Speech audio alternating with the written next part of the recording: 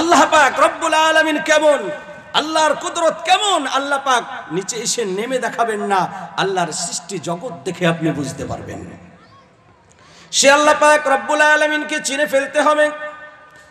তাই আল্লাহ পাক রব্বুল আলামিন বলেন, আমাকে তোমরা চিনে ফেলো। আমানু আবিনু বিল্লাহ, হে ঈমানদারেরা শুধুমাত্র আমার উপরে ঈমান এনে আমার কুদরতটা দেখে, আমার কতটা ইলম, আমার কতটা কারিগরি, আমি কিভাবে সৃষ্টিকর্তা, তোমরা দেখে আমাকে চিনে ফেলতে পারবা যে আমি আল্লাহ কেমন হতে পারি, এটা তোমরা পরিকল্পনা করতে পারবা। সে আল্লাহ পাক রব্বুল আলামিনের উপরে ঈমান আনা প্রত্যেকটা মানুষের জন্য অপরিহার্য। তাই বিশ্বনবী বললেন, ফাআফযালুহা কাউলু লা ইলাহা ইল্লাল্লাহ, লা ইলাহা ইল্লাল্লাহ। আর ঈমান আনার পরে বিশ্বনবী সাল্লাল্লাহু আলাইহি ওয়াসাল্লাম প্রত্যেকটা মানুষকে বলেছেন ঈমান, তার পরে পরে আরেকটা জিনিস লাগে, সেটার নাম কি? আমল। সেটার নাম কি? আমল। আল্লাহ পাক রব্বুল আলামিন বলেন, ওয়া ক্বাদা রাব্বুকা আল্লা তা'বুদু ইল্লা ইয়্যা ওয়া বিল ওয়ালিদাইনি ইহসানা। আল্লাহ পাক রব্বুল আলামিন বলেন, ঈমানের পরে আমি হুকুম দিয়েছি তোমাদেরকে, ওয়া ক্বাদা রাব্বুকা, তোমার রব তোমাকে হুকুম দেয়। রব বলে আল্লাহ রব্বুল আলামিনকে মানতে হবে। যিনি রব বলে মেনে নেবেন আল্লাহ পাক রব্বুল আলামিন, কিয়ামতের ময়দানে তো আল্লাহ পাক রব্বুল আলামিনের সাথে থাকবেন। কবরে গিয়েও আপনি জবাব দিতে পারবেন, কেননা কবরে জিজ্ঞাসা করা হবে, মান রব্বুকা, তোমার রবকে জিজ্ঞাসা করা হবে না? হবে না? যদি আমি দুনিয়ার বুকে রবকে চিনলাম না, বলা যাবে না, মুখস্থ করে সেখানে জবাব দেওয়া হয় না, কত কঠিন সেই জায়গা হবে কবরে। কোনো দিকে কোনো সাহায্যকারী থাকবে না।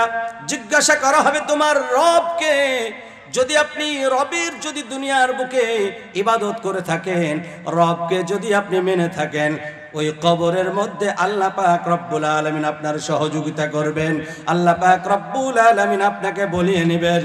ওই কবরটা বড় কঠিন জায়গা, কবর বড় কঠিন জায়গা। কবরে প্রশ্ন হবে, মান রব্বুকা, তোমার রবকে, তোমার দিন কি ছিল, তোমার নবী কে ছিল, এই পরিচিতিগুলো যদি আমার মধ্যে আপনার মধ্যে না থাকে, তাহলে কবরে গিয়ে ফেসে যাব। হযরত উসমান গনি রাদিয়াল্লাহু তাআলা আনহু বলতেন, কবর হচ্ছে সব থেকে বড় কঠিন জায়গা, কেননা এই মরার পরে প্রথম স্টেশন হচ্ছে কবর। কবরে গিয়ে যদি আমি জবাবগুলো দিতে পারি, তাহলে সব জায়গায় বেঁচে যাব। আল্লাহ পাক রব্বুল আলামিন ফেরেশতাদের বলবেন, আফরিশুহু মিনাল জান্নাহ, হে ফেরেশতারা, এই ব্যক্তি তিনটি প্রশ্নের উত্তর দিয়ে দিয়েছে, রব বলে আমাকে মেনেছে, আমার ইবাদত করেছে বলে সে বলতে পেরেছে। আফরিশুহু মিনাল জান্নাহ, জান্নাতি বিছানা তুমি বিছায়া দাও। আলবিসুহু মিনাল জান্নাহ, তার বিছানা তো বিছিয়ে দিলে জান্নাতি, লিবাসও পরিয়ে দাও জান্নাতি। আল্লাহ পাক রব্বুল আলামিন বলবেন, ওয়াফতাহু লাহু মিন বাবিল জান্নাহ, ওর জান্নাতের দরজা একটা ওর কবরের সঙ্গে সেটিং করে দাও। জান্নাতের দরজা কবরের সঙ্গে সেটিং করে দাও। আল্লাহু আকবার, বড় কঠিন জায়গা। আল্লাহ রব্বুল আলামিনের পরিচিতি অন্তরের মধ্যে আসলে আল্লাহ পাক রব্বুল আলামিন, আপনি যাকে ভালোবাসবেন, আপনি যাকে মনে প্রাণ দিয়ে ভালোবাসেন, তার যদি কেউ কুচ্ছা গাহে, তার যদি কেউ গীবত করে, তার যদি কেউ উল্টোপাল্টা বলে বা তাকে যদি গালিগালাজ করে, আপনার কি সহ্য হবে? সহ্য হবে না কখনো। আল্লাহ পাক রব্বুল আলামিনকে মানুষ কত গালিগালাজ করে, কত রকমের কথা বলে। আপনি আমি যদি আমার ঈমান যদি পরিচিত যদি থাকতো, আল্লাহর পরিচিতি থাকলে আপনার গায়ের আগুন জ্বলবে যে এমন ধরনের কথা বলছে, রক্ত টকবক করে ফুটবে। তার একটা দৃষ্টান্ত হযরত আবু বকর সিদ্দিক রাদিয়াল্লাহু তাআলা আনহু। হযরত আবু বকর, বিশ্বনবী বলেছেন, সারা পৃথিবীর বুকে যত উম্মত আসবে, সমস্ত উম্মতের মধ্যে সব থেকে বড় দয়ালু আমার হযরত আবু বকর। আল্লাহর নবী বলেছেন, আরহামু উম্মতি বি উম্মতি আবু বকর ওয়া আশাদ্দুহুম ফি আমরিল্লাহি উমর ওয়া আসদাকুহুম হায়াআন উসমান ওয়া আকদাহুম আলী রিদওয়ানুল্লাহি আলাইহিম আজমাইন। এই হাদিসটা আবার সবার মুখস্থ আছে, ভুল পড়লে আবার ধরে ফেলবে যারা জুমা পড়ে। বিশেষ করে জুমার দিনে ইমাম সাহেব দ্বিতীয় খুতবাতে প্রায় পড়ে এটা। এক মাসের মধ্যে চারটে জুমাতে না হলে তিনটাতেই পড়ে এটা। আরহামু উম্মতি বি উম্মতি আবু বকর ওয়া আশাদ্দুহুম ফি আমরিল্লাহি উমর ওয়া আসদাকুহুম হায়াআন উসমান ওয়া আকযাহুম আলী। এই হাদিসটি পড়েন। অনেকের মুখস্থ, মুখে মুখস্থ নাই। কোথায় মুখস্থ আছে? কোথায় মুখস্থ আছে? কানে। কেন? যদি আমি ভুল পড়ি তাহলে ইমাম সাহেব তো ঠিক বললো না, একটু উল্টো পাল্টা লাগছে। বলে তুমি বলো দিনি, বলে ওটা বলতে পারবো না, কিন্তু একটু উল্টো পাল্টা লাগছে আর কি। কারণ এটা কানে মুখস্থ আছে আর মুখে মুখস্থ নাই, ধরে ফেলবে। তো বিশ্বনবী সাল্লাল্লাহু আলাইহি সাল্লাম বলেছেন আরহামু উম্মতি বি উম্মতি আবু বকর। আবু বকর আমার উম্মতের মধ্যে সব থেকে দয়ালু। হযরত আবু বকর তিনি একদিন চলছেন রাস্তা দিয়ে, একটি জায়গায় দেখলেন ইহুদিদের পাঠশালা।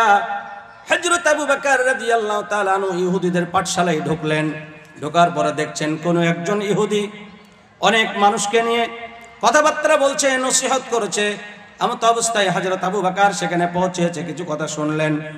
শোনার পরে হযরত আবু বকর তাকে বললেন, ও ইহুদি ভাই, তোমাকে আমি একটি দাওয়াত দেব, দাওয়াত দেওয়ার জন্য এসেছি। বলে কি দাওয়াত দিবে?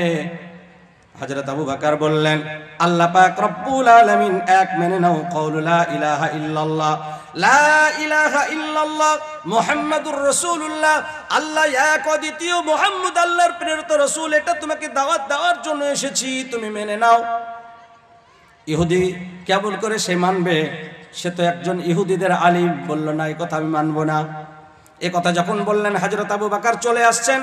আবার আবু বকরকে ডাকলেন, ও আবু বকর শোনো শোনো, আমার কাছে এসো। হযরত আবু বকর রাদিয়াল্লাহু তাআলা আনহু যখন সেখানে পৌঁছালেন, হযরত আবু বকর পৌঁছেছে।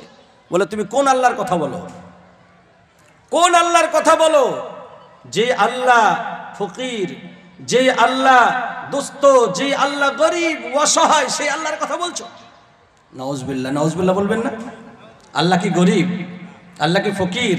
আল্লাহ কি দুস্থ? ইহুদি যখন এই কথা বলল, বলে কেন এই কথা বলছো কেন? তো তোমার আল্লাহ তো বলছে কোরআনের মধ্যে, মান যাল্লাযী ইউকরিদুল্লাহ করদান হাসানা, কে আমাকে ধার দিবা বলো, আমাকে কে ঋণ দিবা বলো। তাহলে যে ঋণ নিবে সে গরিব নয়?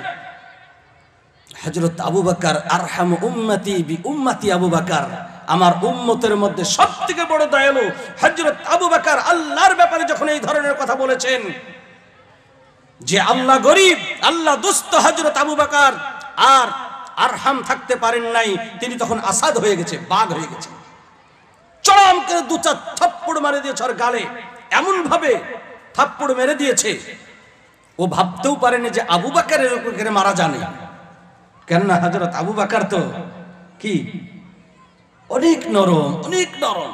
বিশ্বনবী বলেছেন আরহামু, সব থেকে বেশি দয়ালু উম্মতের মধ্যে। যখন এইভাবে মেরে দিয়েছে, ও তখন ভাবছে যে এইভাবে মারল আমাকে আবু বকর, এই অভিযোগ কার কাছে দেব? মুহাম্মদের পরেই তো স্থান আবু বকরের, আর উমরের কাছে তো যাওয়াই যাবে না। উমরের কাছে যাওয়া যাবে না, কেন উমরের কি ছিল? হযরত উমরের হক পথে, ওনার হক পথের আবার এমন লোক, তিনি একজন আল্লাহ রসুলের কাছ থেকে ফাইসালা করে নিয়ে এসছে এক মুনাফিক। ঘটনা আপনারা জানেন, সংক্ষেপে বলবো, আমি বোঝাতে চাইছি যে তার কাছে আল্লাহ রসুলের কাছে ফাইসালা করে এসেছে। সে মুনাফিক আর ইহুদিদের মধ্যে একটা জমিন জায়গা নিয়ে ঝামেলা। তো মুনাফিক ভেবেছিল যে ইহুদিদের কথা শুনলেই হয়তো আল্লাহ রসুল সাল্লাল্লাহু আলাইহি সাল্লাম আমার পক্ষে ফাইসালা করবেন। মুনাফিক এটা ভেবেছিল, কিন্তু আল্লাহ রসুল তো সঠিক ফাইসালা করবেন, তিনি ইহুদির পক্ষে ফাইসালা করে দিয়েছে। তো ও ভেবেছে যে এক কাজ করি, উমরের কাছে যাই, তাহলে হয়তো ফাইসালা সঠিকভাবে করবে। কেননা ও এই ইহুদির কথা শুনলেই তেলে আগুনে জ্বলবে। অতএব ওর কাছে যায়। ওর কাছে গিয়েছে, বলে কি খবর? তো এই খবর। বলে আমার কাছে এসেছো কেন? রসুলের কাছে যাও। বলেছে ওনার কাছে তো গিয়েছিলাম, কিন্তু ফাইসালাই করেছে। বলে আচ্ছা, ওনার কাছে গিয়েছিলে, ফাইসালাই করেছে? তো ঠিক আছে, দাঁড়াও এক মিনিট। ও ঘরে গিয়েছে। ঘরে গিয়ে বলছে রাসূলুল্লাহ সাল্লাল্লাহু আলাইহি সাল্লামকে যারা ফাইসালা, তিনার ফাইসালাকে মানে না, আর মুসলমান হয়ে সমাজের মধ্যে থাকবে অথচ রসুলকে মানবে না, তার ফাইসালা করবে তলোয়ার। হযরত ওমর এসে একদম চাষ করে তার কল্লাটাই উড়িয়ে দিলেন। তো হযরত উমর হচ্ছে একটু হক পথের রাগিল মানুষ।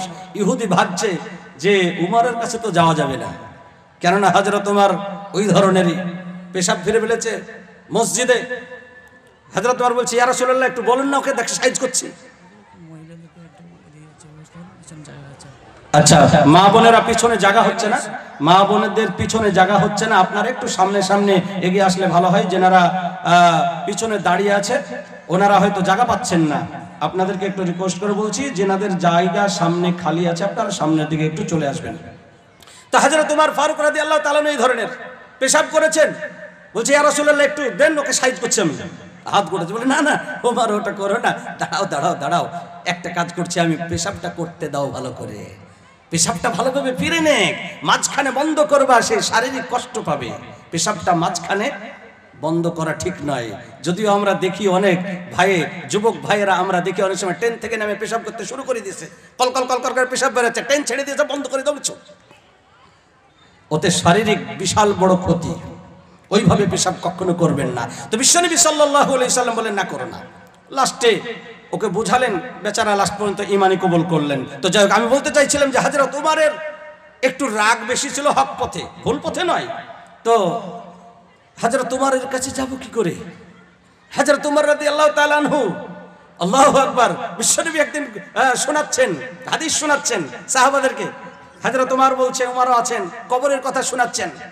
বলছে উমর গো, কবরে তিনটি প্রশ্ন হবে, কি কঠিন প্রশ্ন হবে, সেই তিনটি প্রশ্নের জবাব দেওয়া বড় কঠিন হয়ে যাবে। বলে কেন? বলে জিজ্ঞাসা করবে তোমার রব কে ছিল, তোমার নবী কে ছিল, দিন কি ছিল।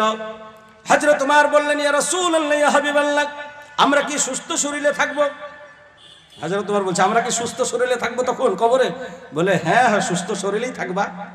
তো ইয়া রাসূলুল্লাহ, তাহলে জবাব দিতে আমি জবাব দিয়ে ফেলবো, কোনো অসুবিধা নেই, আমার কোনো ভয় নাই, আমার কোনো ভয় ডর নেই, আমি সব জবাব দেব। এই কথা বলতে না বলতে হযরত জিবরিল আমিন এসেছেন। হযরত জিবরিল আমিন এসে ওহী করেছেন বিশ্বনবীকে।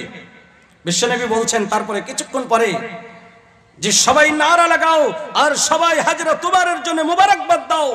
জিবরিল আমিন এক্ষুনি আমাকে একটি খবর দিয়ে গেলেন। বলে কি খবর দিয়ে গেলেন?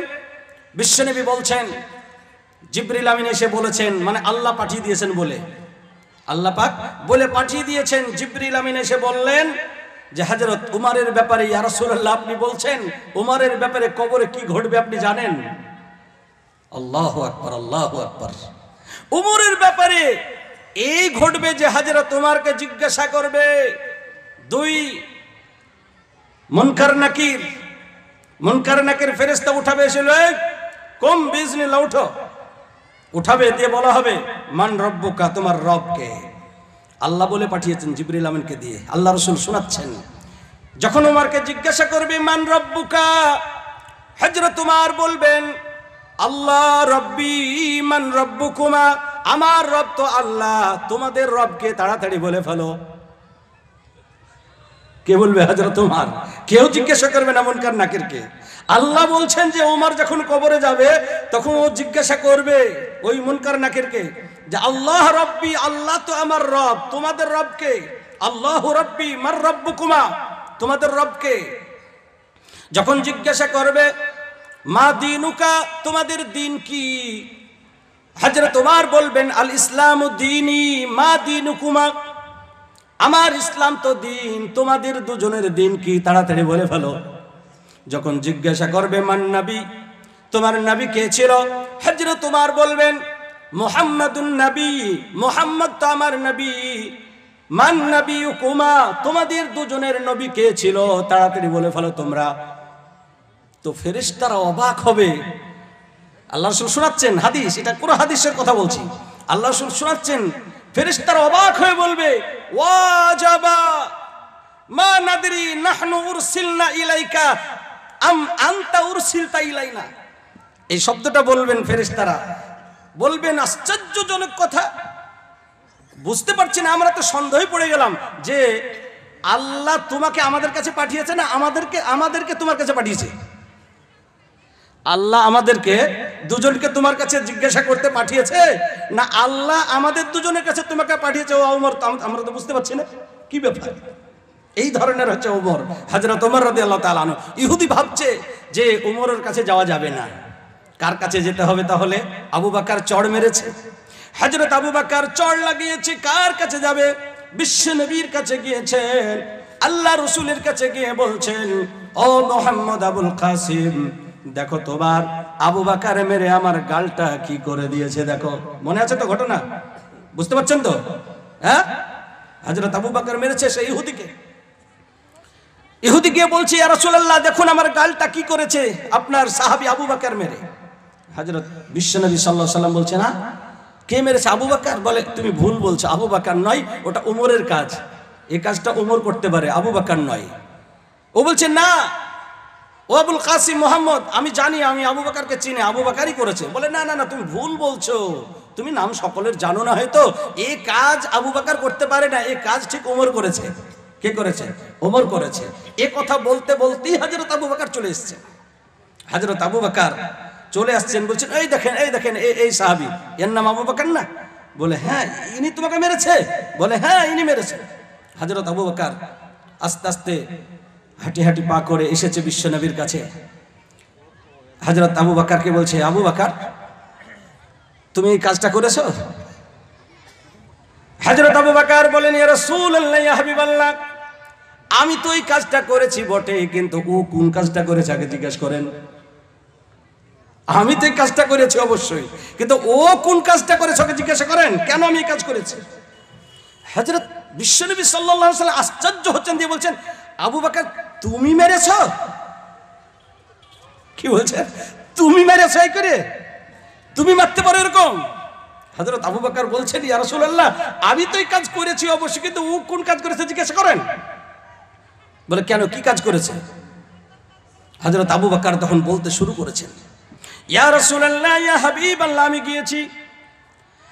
আমি গিয়েছি ইহুদিদের পাঠশালায় গিয়েছি, আমি তাকে এক আল্লাহর দাওয়াত দিয়েছি, আল্লাহ এক, আল্লাহ ছাড়া কোনো মাবুদ নাই, সেই মাবুদের আমি দাওয়াত দিয়েছি।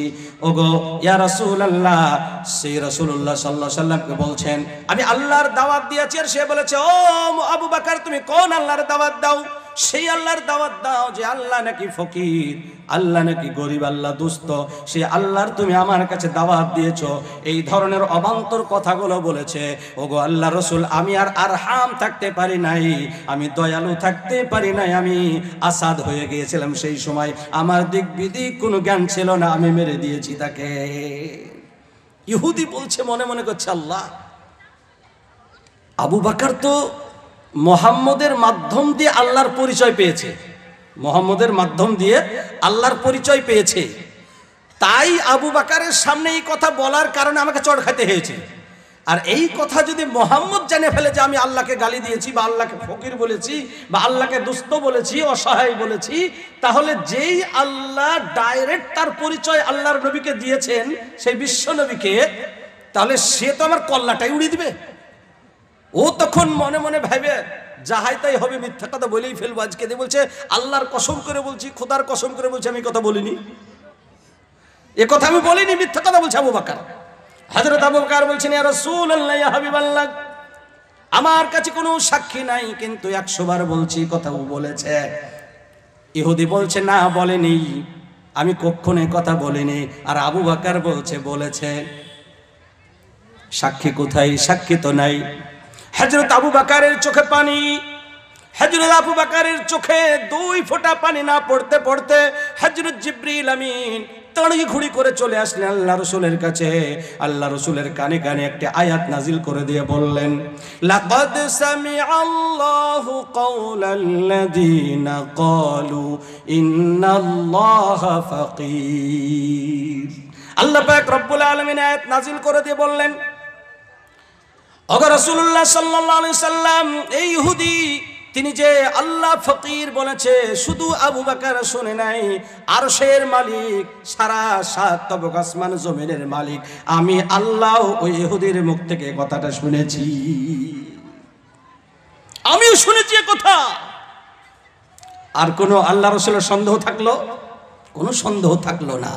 সুতরাং আল্লাহর অস্তিত্ব, আল্লাহর পরিচিত যদি অন্তরের মধ্যে চলে আসে, আল্লাহর অস্তিত্ব সত্য আল্লাহর পরিচিতি যদি আপনার আমার অন্তরের মধ্যে চলে আসে, তাহলে আর ঠিক থাকা যাবে না।